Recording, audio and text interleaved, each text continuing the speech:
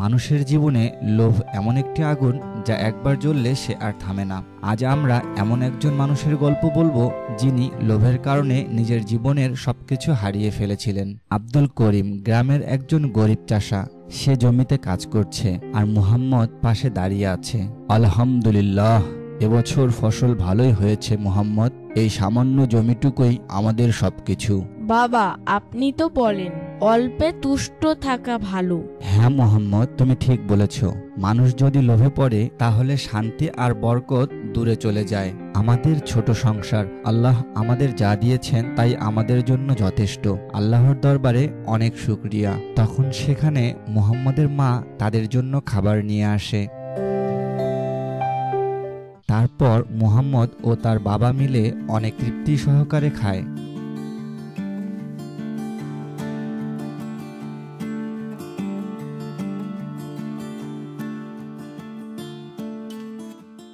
পরের দিন আব্দুল করিম যখন জমিতে কাজ করছিল তখনই সেখানে গ্রামের মোড়ল রহিম চাচা আসে। আসসালামু আলাইকুম আব্দুল করিম, আমি শুনেছি তোমার জমির নিচে নাকি খনিজ আছে। তা তো আমি জানি না, আমি শুধু ফসল ফলাই। আমি তোমার জমিটা কিনতে চাই। তোমার জমির যে দাম আছে তার থেকে 3 গুণ বেশি দিব। তুমি কি আমার কাছে জমিটা বিক্রি করবে? আব্দুল করিম দ্বিধায় পড়ে গেলেন। জীবনে কখনো এত টাকা দেখেননি। আব্দুল করিম অনেক চিন্তা করে বলেন, আমার তো বেশি জমি নাই, এই দিয়ে ফসল ফলিয়ে সংসার চালাই। এই জমিটা যদি বিক্রি করে দেই তাহলে আমার সংসার চালাতে অনেক কষ্ট হয়ে যাবে। আরে বোকা মানুষ, আমি যে টাকা দিব তা দিয়ে তোমাকে আর ফসল ফলাতে হবে না, একটা বড় ব্যবসা শুরু করতে পারবে। কথা বলে রহিম চাচা সেখান থেকে চলে যায়। আর আব্দুল করিম চিন্তা করতে করতে বাসায় ফিরে আসে।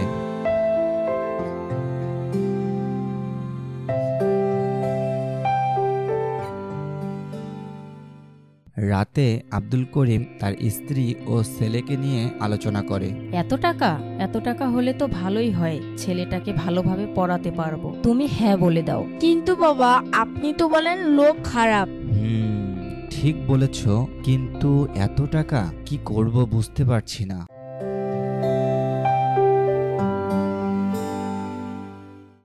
পরের দিন আব্দুল করিম ইমাম সাহেবের কাছে যায়। গিয়ে সবকিছু খুলে বলে।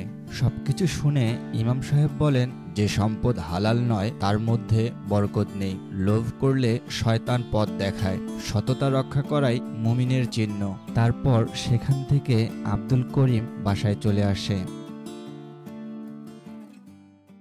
আব্দুল করিম কাজে যাচ্ছে আর মনে মনে ভাবছে, জমিটা বিক্রি করে দিলেই মনে হয় ভালো হয়। অনেকগুলো টাকা একসাথে পাবো, অনেক বড় একটা ব্যবসা শুরু করতে পারবো। আব্দুল করিম আর লোভ সামলাতে পারে না। সে রহিম চাচার কাছে গিয়ে জমিটা বিক্রি করে দেয়। তারপর থেকে শুরু হয় আব্দুল করিমের বদলে যাওয়া। সে একটা বাড়ি কিনে। সে এখন আর ঠিকভাবে নামাজ আদায় করে না। সারাদিন দোকান নিয়েই ব্যস্ত থাকে। হঠাৎ একদিন মুহাম্মদের মা রাস্তায় অ্যাক্সিডেন্ট করে। মুহাম্মদের মাকে হসপিটালে ভর্তি করানো হয়। ডাক্তার বলে অপারেশন করতে হবে, অনেক টাকার প্রয়োজন। আব্দুল করিম আর কোনো কিছু চিন্তা করতে পারে না। সে তার দোকান ও বাসা আবারও রহিম চাচার কাছে বিক্রি করে দেয় এবং বিক্রির টাকা দিয়ে স্ত্রীর চিকিৎসা করায়। আব্দুল করিম সবকিছু হারিয়ে ফেলেছে। সে মসজিদের পাশে দাঁড়িয়ে কাঁদতে কাঁদতে বলে, ইয়া আল্লাহ, আমি লোভে পড়েছিলাম। লোভের কারণে তোমাকে ভুলে গিয়েছি। আমাকে ক্ষমা করে দাও, আমার স্ত্রীকে সুস্থ করে দাও। সে সময় সেখানে ইমাম সাহেব আসে আর বলে, আব্দুল করিম, তওবা করো ভাই, আল্লাহ ক্ষমাশীল। কিন্তু মনে রেখো, লোভ মানুষকে ধ্বংসের মুখে ঠেলে দেয়। আব্দুল করিম তার স্ত্রী ও সন্তানকে নিয়ে আবার আগের বাসায় ফিরে যায়। সে আবারও জমিতে কঠোর পরিশ্রম করতে থাকে। সে এবার আল্লাহর উপর ভরসা করে জীবন পরিচালনা করে। তো বন্ধুরা, লোভ মানুষকে ধ্বংস করে আর সততা মানুষকে গড়ে তোলে। আমরা যেন অল্পে সন্তুষ্ট হই, আল্লাহর উপরে ভরসা রাখি। লোভ কখনোই শান্তি এনে দেয় না। আল্লাহ আমাদের অন্তরকে লোভ থেকে হেফাজত করুন। আমিন।